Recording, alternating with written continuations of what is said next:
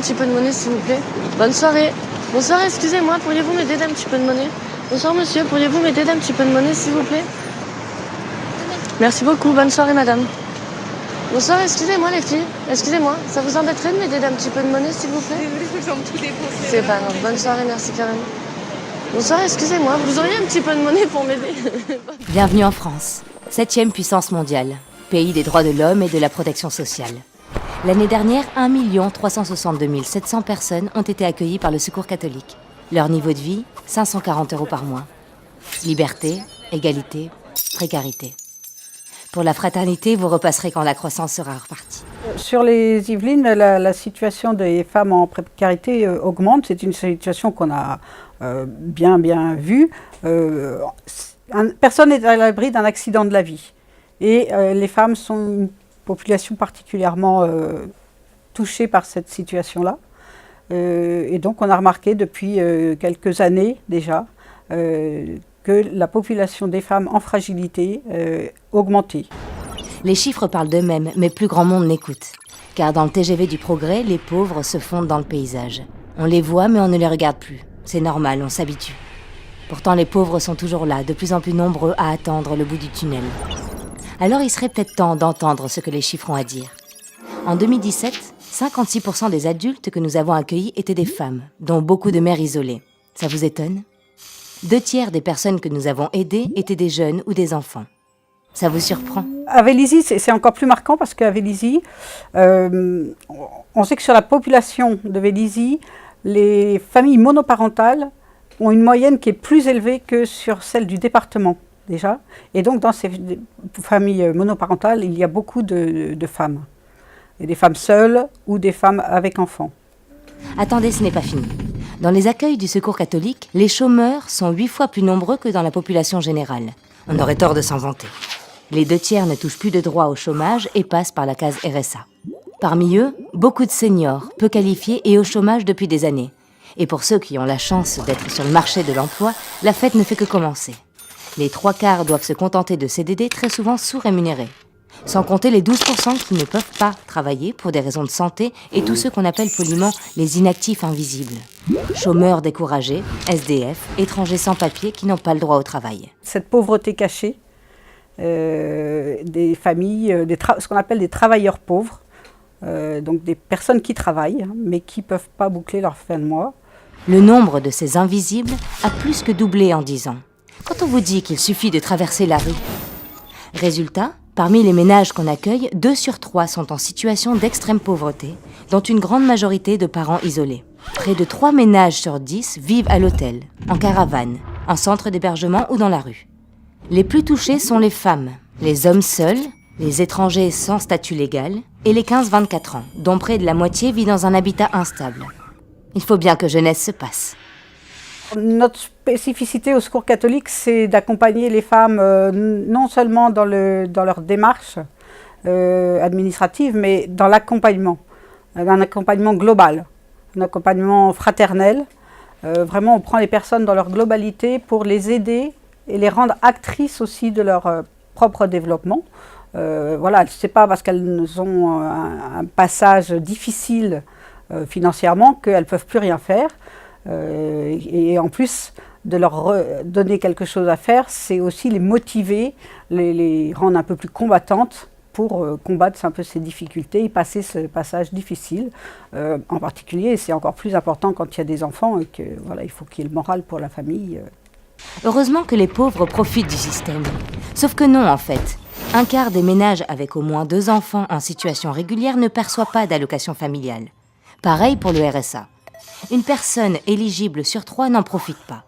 Manque d'informations, complexité des démarches, barrière de la langue, manque d'accès à Internet dans un monde de plus en plus dématérialisé.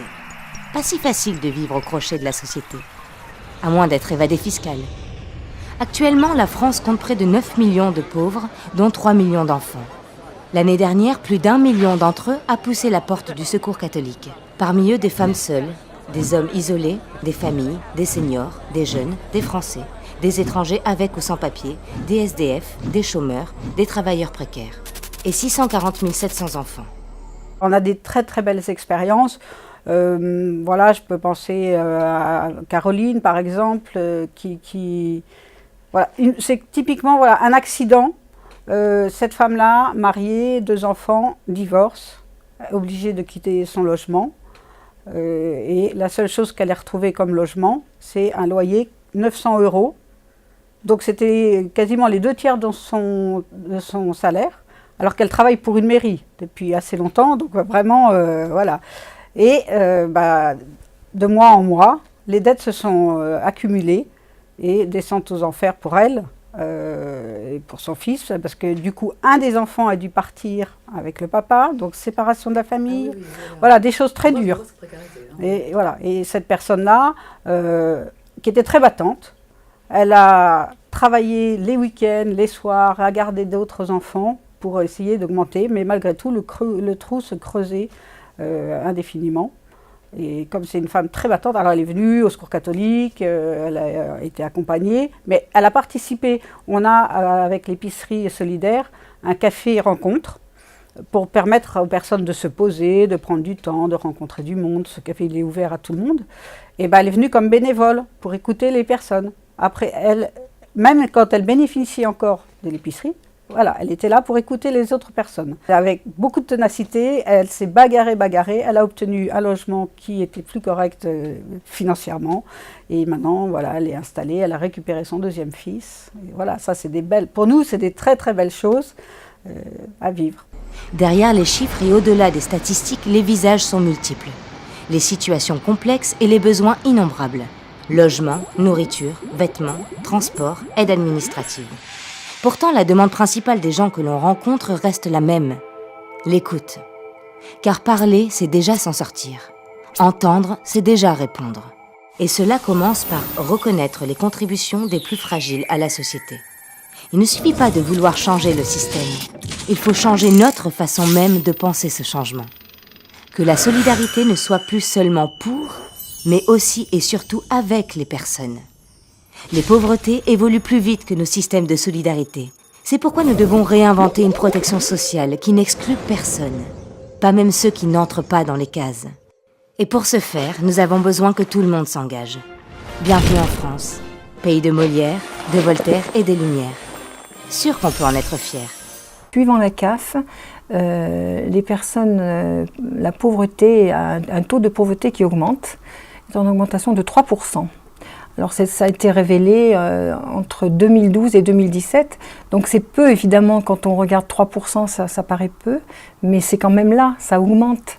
Il y a quand même ce chiffre qui parle. À Vélizy, on est comme dans tout le reste de la France, hein. On constate effectivement qu'il y a la précarité chez les femmes. Alors pourquoi la précarité chez les femmes?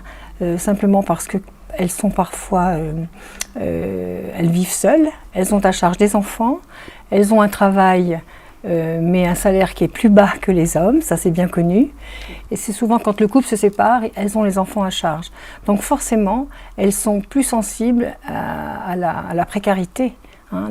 C'est une population fragile. Beaucoup de salariés ont des tout petits salaires, que ce soit des femmes, elles sont aussi touchées par les petits salaires, hein. Et très souvent, elles sont dans les caisses de magasins, de grands magasins, et c'est vrai que c'est pas facile pour elles. Donc les salaires sont pas élevés, et c'est un peu la raison pour laquelle on rencontre ce genre de population fragilisée par le petit salaire. Si vous êtes aujourd'hui en France avec 1 200 €, vous êtes considéré comme quelqu'un de riche, quoi, voilà, gagnant suffisamment pour faire face aux charges, alors que quand vous avez 1 200 € et que vous avez un loyer de 700 à 800 €, quand il y a des enfants, c'est à peu près ce qu'ils ont, hein, eh bien, on peut pas, ils ne peuvent pas boucler le mois, hein. Donc forcément, on est souvent appelé à l'épicerie solidaire, hein, pour leur donner quelques semaines de produits alimentaires, hein, ce qui permet de payer une facture ou de pallier à un découvert. Nous avons différentes aides qui sont attribuées, ciblées par rapport à la demande du travailleur social également, hein. En principe, on essaye d'aider au mieux. On est assez, on peut pas dire généreux, mais on est assez juste dans notre jugement par rapport à la difficulté que rencontre cette famille. S'il y a un problème de facture ou qui met effectivement le foyer un peu en difficulté, ben oui, on a des aides financières qui sont ciblées pour cela. Voilà. Et donc ces aides financières, d'ailleurs chaque année le conseil d'administration du CCAS se remet en question, si vous voulez, sur les aides qui sont déjà acquises. Et c'est pour cela qu'on a créé, il n'y a pas très longtemps, l'aide à la mutuelle, qui permet aux familles, effectivement, et surtout aux personnes isolées, de pouvoir avoir une mutuelle, car ça représente un budget. Quand vous avez un petit revenu mensuel, la mutuelle est un gros budget. Hein. C'est une charge énorme. Et actuellement, le conseil d'administration du CCAS travaille sur une nouvelle aide appelée coup de pouce. Et cette aide ciblera davantage les accidents de la vie, tels qu'une rupture brutale de ressources. Voilà. Donc là, on est en train de travailler dessus, c'est pas finalisé, mais voilà, je pense que ça sera un vrai coup de pouce pour certaines familles. Voilà. On est souvent arrivé avec les aides au loyer de faire des aides assez importantes. C'est pourquoi on crée cette autre aide coup de pouce qui permettra de cibler vraiment le problème de la famille par rapport à ses revenus. C'est-à-dire s'il y a une rupture de revenus, avant on disait on va mettre sur le loyer, hein, on va payer le loyer. Or, finalement, ce n'est pas forcément ce qu'elle attend, c'est surtout d'avoir de quoi continuer à vivre, quoi, hein. Et cette aide coup de pouce ne dure pas, en général, les aides ne durent pas plus sur une aide de 2 mois, 3 mois, hein, mais c'est rarement au-delà. Alors pour vous chiffrer un petit peu toutes les aides que nous avons eues sur une année, nous avons eu 40 couples qui ont obtenu différentes aides, hein. Ils peuvent venir 2 fois dans l'année, voilà, ils sont compris. 199 personnes seules, donc 40 hommes et 150 femmes seules. Donc le CCAS a ouvert depuis janvier 2018 3 permanences par semaine, 100 rendez-vous, 205 couples qui ont été reçus, 286 personnes seules, dont 19 hommes et 267 femmes. Pour vous dire, hein, depuis janvier 2018. Voilà. Donc le CCAS, parce que je parlais du Centre communal d'action sociale, est effectivement très à l'écoute des familles en difficulté, mais il n'y a pas que le CCAS, puisqu'il y a aussi le département, donc qui travaille en relation avec le département.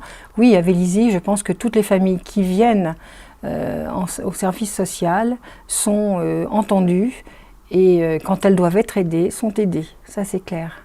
Donc on a cette chance de pouvoir le faire.